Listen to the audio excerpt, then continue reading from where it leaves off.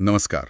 आज हम एक बहुत ही मशहूर किताब रॉबर्ट कियोसाकी की अमीर डैड गरीब डैड इसके कुछ खास आइडियाज पर बात करेंगे। ये किताब दो पिताओं और पैसे को लेकर उनकी बिल्कुल अलग सोच के बारे में है। बिल्कुल।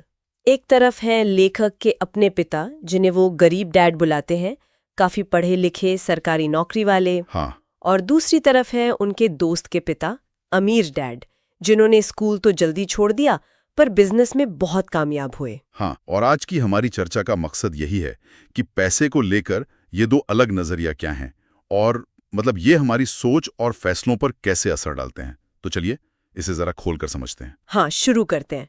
पहली बड़ी बात जो अमीर डैड सिखाते हैं वो है संपत्ति और देनदारी का फर्क। अब सुनने में ये काफी आसान लगता है, पर उनकी परिभाषा थोड़ी थोड़ी अलग है। हाँ, ये शायद किताब का सबसे अहम सबक है। अमीर डैड के हिसाब से संपत्ति मतलब एसेट वो चीज है जो आपकी जेब में पैसा डालती है, सीधा सा। पैसा डालती है। ठीक है। और देनदारी यानी लाइबिलिटी वो है जो आपकी जेब से पैसा निकालती है। और मजे की बात यह है कि कई चीजें जिन्हें हम संपत्ति मानते हैं, जैसे अपना घर या शायद कार, हाँ बिल्कुल। वो अमीर डैड के हिसाब से अक्सर देनदारी होती हैं, क्योंकि उन पे लगातार खर्चा होता है। ईएमआई, मेंटेनेंस, बीमा वगैरह वगैरह, पैसा जाता रहता है। अच्छा, तो मतलब ये नहीं कि घर नहीं खरीदना चाहिए, पर ये समझना जरूरी है कि वो पैसा ला रहा है या ले जा रहा है। जैसे अगर घर किराए पर उठा दिया तो वो संपत्ति बन सकता है। सही पकड़ा, बिल्कुल। मेन चीज है कैश फ्लो समझना, मतलब पैसे का बहाव किधर है, अंदर आ रहा है या बाहर जा रहा है। अमीर डैड का जोर हमेशा ऐसी चीजें खरीदने पर था जो रेगुलर इनकम दें, जैसे किराए की प्रॉपर्टीज, स्टॉक से डिविडेंड या कोई बिजनेस जो खुद चले और मुनाफा दे। जबकि गरीब डैड की सोच थोड़ी पारंपरिक थी। हाँ, मतलब अच्छी पढ़ाई, अच्छी नौकरी, बढ़िया सैलरी और उससे फिर बढ़िया घर गाड़ी खरीदना। उनका फोकस सुरक्षा पर ज्यादा था। तो ये सिर्फ कितना कमाते हैं उसकी बात नहीं है, ये पैसे की समझ मतलब फाइनेंशियल लिटरेसी की बात है। अमीर डैड इस पर बहुत जोर देते थे। गरीब डैड पढ़ाई को महत्व देते थे, पर अमीर डैड फाइनेंशियल पढ़ाई को। बिल्कुल। अमीर डैड मानते थे कि स्कूल हमें पैसा कमाना सिखाते हैं, पर पैसे को मैनेज करना, उसे बढ़ाना, ये नहीं सिखाते।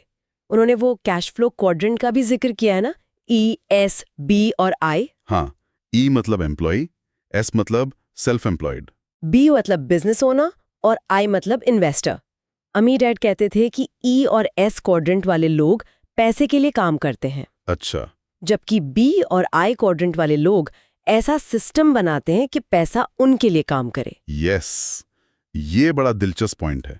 मतलब नौकरी करना या अपना छोटा मोटा काम करना, वो ई और एस हो गया एक तरफ। हाँ। और दूसरी तरफ है बड़ा बिजनेस चलाना या इन्वेस्ट करना, वो बी और आई। और अमीर डैड लोगों को बी और आई की तरफ जाने को कहते थे। ऐसी जॉब या काम चुनो जहां पैसे भले ही कम मिले, पर आप वो स्किल सीख सको जो आपको आगे चलकर बी या आई क्वाड्रेंट में जाने में मदद करें। जैसे सेल्स, मार्केटिंग, अकाउंटिंग की समझ, लोगों को मैनेज करना। ये सोच तो बिल्कुल अलग है जो हम आमतौर पर सोचते हैं कि अच्छी सैलरी वाली नौकरी पकड़ो। उससे बिल्कुल हटकर यहाँ फोकस पैसे पर नहीं, स्किल पर है, ताकि उस स्किल से आगे चलकर संपत्ति बनाई जा सके और पैसिव इनकम मतलब निष्क्रिय आय के सोर्स खड़े किए जा सकें। निष्क्रिय आय यानी वो इनकम जिसके लिए लगातार एक्टिव होकर काम न करना पड़े। वही बात है, जैसे किराए से आमदनी या बिजनेस प्रॉफिट जो बिना आपके रोज के दखल के आता रहे। अमीर डैड का आखिरी लक्ष्य यही था, फाइनेंशियल फ्रीडम, मतलब इतनी पैसिव इनकम हो कि आपके खर्चे आराम से निकल जाएं। और आपको पैसे के लिए नौकरी करने की जरूरत ना रहे। एग्जैक्टली। तो एक तरह से हमने देखा कि गरीब डैड जो थे वो एकेडमिक पढ़ाई और जॉब सिक्योरिटी को सबसे ऊपर रखते थे। हाँ, सुरक्षा पहले। जबकि अमीर डैड का पूरा ध्यान था फाइनेंशियल लिटरेसी, इन्वेस्टमेंट से कैश फ्लो बनाने और एसेट जमा करने पर। यही में फर्क है। और ये सिर्फ दो लोगों की कहानी नहीं है। जैसा आपने शुरू में कहा, ये पैसे को लेकर दो बिल्कुल अलग माइंडसेट है। एक है डर और सुरक्षा वाला माइंडसेट, नौकरी ना चली जाए, पैसा कम ना पड़ जाए।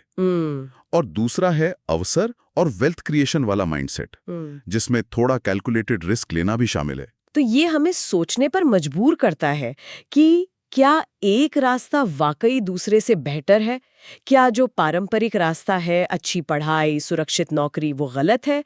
या फिर फाइनेंशियल ज्ञान लेकर संपत्ति बनाने के रास्ते में रिस्क ज्यादा है? ये बड़ा सवाल है और शायद इसका कोई एक सही जवाब नहीं है सबके लिए।